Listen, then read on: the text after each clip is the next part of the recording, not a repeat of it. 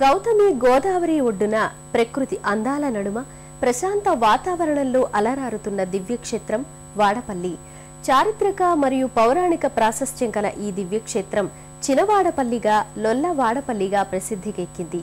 శ్రీ వెంకటనాథుని లీలా విశేషాలకు వేదికలా ఉన్న వాడపల్లి శ్రీ వెంకటేశ్వర స్వామి వారి ఆలయ విశేషాలేమిటో మనం ఇప్పుడు వీక్షిద్దాం.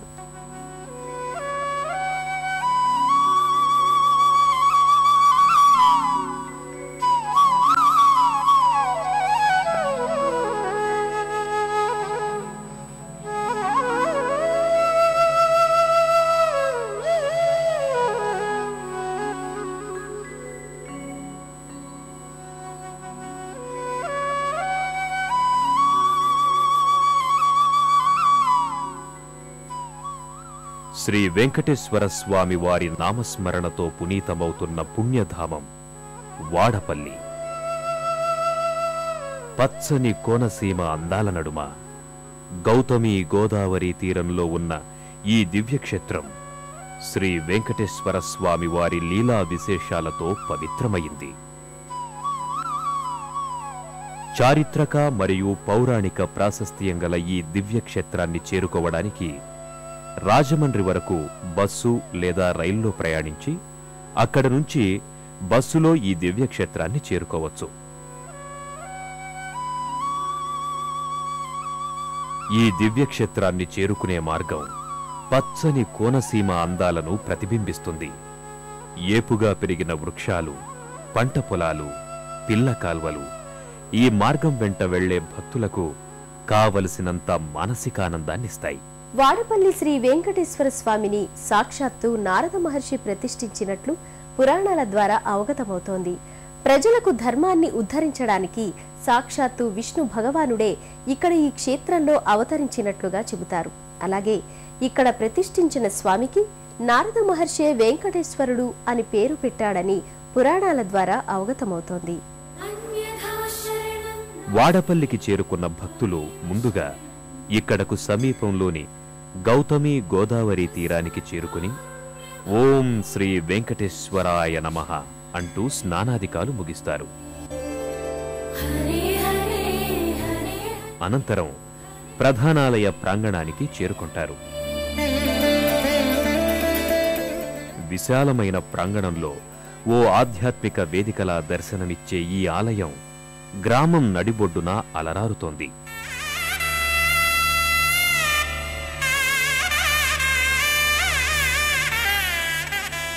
ఈ ఆలయ ప్రాంగణానికి చేరుకునే భక్తులకు ముందుగా స్వాతంత్ర్య సమరయోధుల స్మారక చిహ్నం ఒకటి దర్శనమిస్తుంది. ఈ స్మారక చిహ్నం చారిత్రాత్మకమైంది. దానిని దర్శించుకున్న భక్తులకు అనంతరం ప్రధాన గోపురం దర్శనమిస్తుంది. వివిధ దేవీ దేవతల మూర్తులతో దర్శనమిచ్చే ఈ గోపురాన్ని దర్శించుకున్న భక్తులు భక్తితో చేతులు జోడిస్తారు. వాడపల్లి శ్రీ వెంకటేశ్వర స్వామి వారి ఆలయానికి 300 సంవత్సరాల నాటి చరిత్ర ఉంది. అయితే ఇక్కడ వెలసిన స్వామివారు మాత్రం కృతయుగం నాటివారని పురాణాల ద్వారా అవగతమవుతుంది.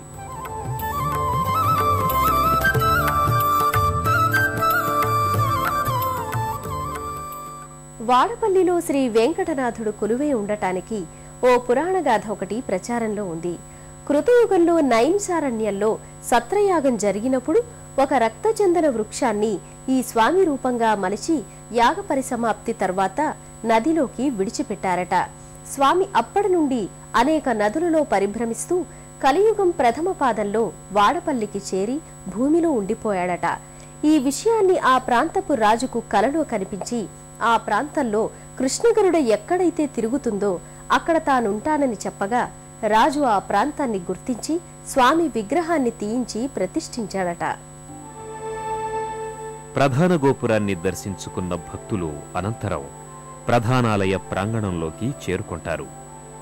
విశాలమైన ప్రాంగణంలో ప్రశాంతమైన వాతావరణంలో దర్శనమిచ్చే ఈ దివ్యాలయంలో ఒక పక్క కళ్యాణ మండపం, మరో పక్క యాగశాల దర్శనమిస్తాయి.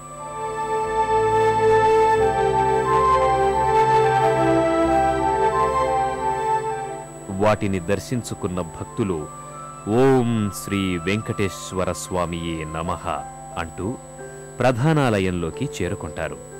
ప్రధానాలయమంతా నిత్యమూ భక్తులతో కిటకిటలాడుతూ శ్రీ వెంకటేశ్వర స్వామి వారి నామస్మరణతో మారుమ్రోగుతూ ఉంటుంది.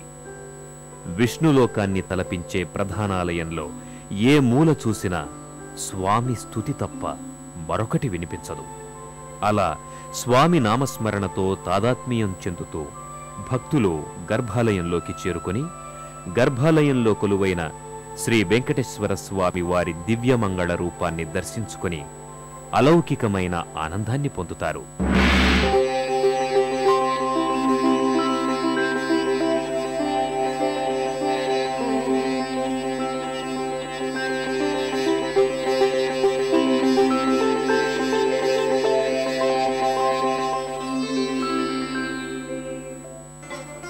తండ్రి వెంకటేశ, మా పూజలందుకొని మాకు ఆయురారోగ్య ఐశ్వర్యాలను ప్రసాదించు స్వామి అంటూ ప్రణమిల్లుతారు.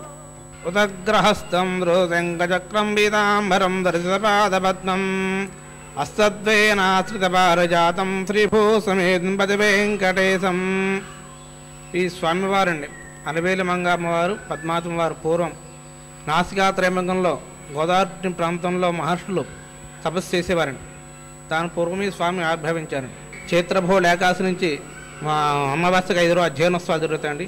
చైత్రశుద్ధ ఏకాశి నుంచి పౌర్ణమి వరకు స్వామివారు కళ్యాణోత్సవం జరుగుతాయండి. నిత్య కళ్యాణం, శాస్త్ర కళ్యాణం, శాస్త్ర సన్నదానం, శాస్త్ర పూజా పథకాలు కార్యక్రమం ఉంటాయండి. పొడగంటి మయ్యామిమ్ము పురుషోత్తమా, పొడగంటి మయ్యామిమ్ము పురుషోత్తమా, మమ్ము ఎడయకవయ్యా కోనేటి రాయడా, పొడగంటి మయ్యామిమ్ము పురుషోత్తమా, మమ్ము ఎడయకవయ్యా కోనేటి రాయడా, పొడగంటి మయ్యామిమ్ము పురుషోత్తమా.